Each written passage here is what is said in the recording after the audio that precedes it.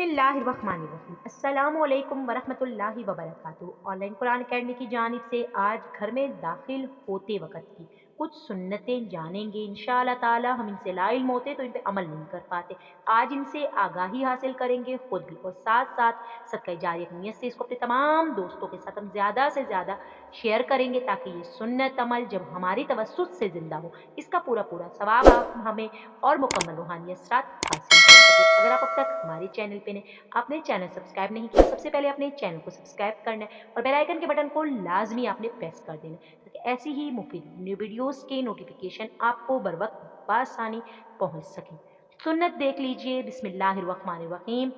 घर में दाखिल होते वक़्त कोई ना कोई जिक्र करता रहे। हवाला आगे मौजूद है, मुस्लिम शरीफ की हदीस। घर में दाखिल होते वक़्त ये दुआ भी हदीस में आई है। बिस्मिल्लाहिर्रहमानिर्रहीम। अल्लाहुम्मा इन्नी अस्अलुका खैरल मखरजी व खैरल मौलिजी। बिस्मिल्लाहि वलजना अलल्लाहि रब्बिना तवक्कलना।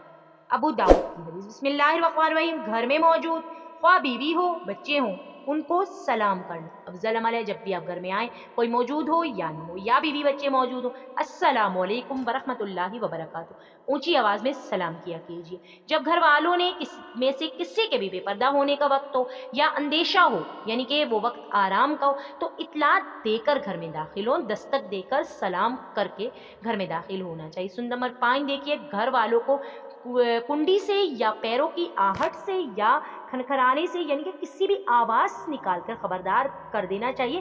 दबे पाँव घर में दाखिल होना, चाहे अपने ही घर में दाखिल हो, ये बदतहजीबी है। इनके फ़वाइद देख लीजिए, फजीलतें देख लीजिए कि इस बात का फ़ायदा क्या, इस अमल का फ़ायदा क्या है। क्यों हदीस ने कहा कि आप दस्तक दे। बाज़ मरतबा वालदा, बेटी, बहन भी ऐसी हालत में बैठी होती है कि अचानक पहुंच जाने से उनको हया व शर्म आती है।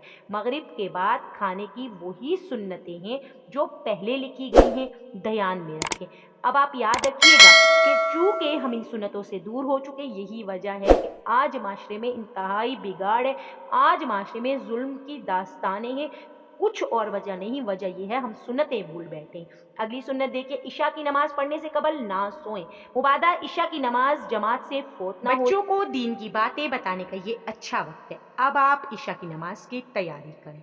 इन सुन्नतों का अपनी ज़िंदगी में ख्याल रखें। आपको बेइंतहा बेहतर असबात अपनी ज़िंदगी में हासिल होंगे। आपकी ज़िंदगी कुरान और हदीस के जब मुताबिक होगी तो अल्लाह ताला की मदद शामिल हाल होगी आपके हर काम में।